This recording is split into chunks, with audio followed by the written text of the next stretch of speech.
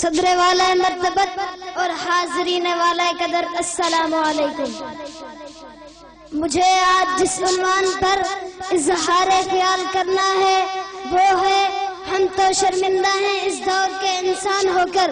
جناب والا، آج کا عنوان محض ایک تقریر کا موضوع نہیں یا الفاظ کی شاعری کا ایک بہانہ نہیں، بلکہ یہ ایسی تلخ حقیقت ہے جس نے زمانے بھر کو دکھوں اور رنجوں کی علام سلیب کے سامنے لا کھڑا کیا ہے۔ بے روزگاری، بحالی، پریشانیوں کے آتش فشاں مصائب سے بھرپور حال زوال انسانیت کا نوحہ پڑتا ہوا مستقبل ایسے دور اشوب میں ہر سے بے نظر چیخ اٹھتا ہے۔ یہ چیخ کبھی سینے میں گھٹتی ہے اور علام روزگار کے بوجھ تلے چھپتی ہے، بلا آخر ہمالیہ سے بلند ہو کر اپنا اعلان کرتی نظر آتی ہے کہ لب پہ پابندی تو ہے، احساس پہ پہرا تو ہے، پھر بھی احوال دل کو احوال بشر کہنا تو ہے۔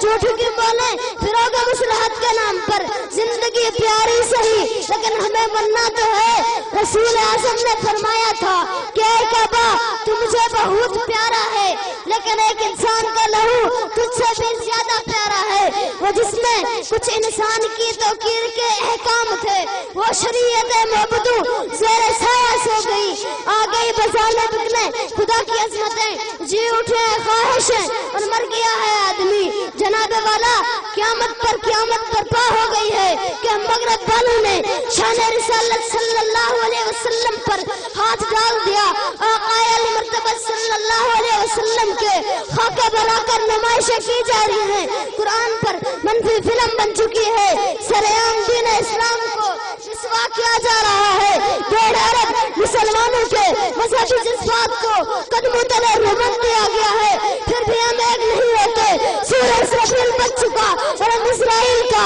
انتہائی قرب اور ببسی کی حالت میں انتظار کر رہے ہیں۔ ایک حشر سے برپا ہے اور سمت قیامت ہے، اب جینے سے موت اچھی، جینا بھی بسلت ہے۔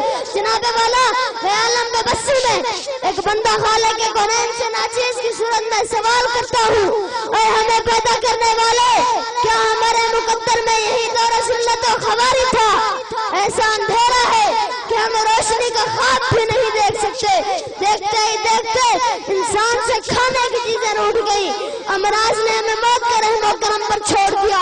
علم کا بڑا شعرا ہے مگر دل بے ضرور ہے، چاروں طرف بجلی کی روشنی ہے مگر آنکھیں بے نور ہیں، اب تو بجلی بھی خواب بن چکی ہے، ظاہر اور باطن دونوں اندھیرے میں ڈوب گئے۔ شیطان مسکرا رہا ہے مگر انسانیت فریاد گنا ہے، شرافت کو کمزوری، عزت کو مجبوری اور غیرت کو خاموشی کا نام دے دیا گیا ہے۔ اے علم و حکمت کی ڈگریاں تنوں کے حساب سے تقسیم کرنے والوں، خدا را میرے دور کے عظمت لٹا دو، علامہ اقبال سے مقتدو پہلے کہے گئے تھے۔